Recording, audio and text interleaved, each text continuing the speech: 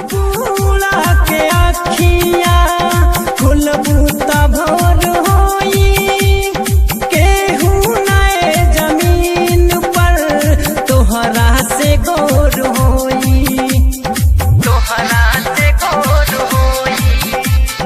तोहरा से गौर होई बगलू बलमुआ के आखियां तोहरा से जाके लौट गई बगलू खुशबूला के अखियां खुलबू त भोर होई केहू नए जमीन पर तोहरा से गौर होई।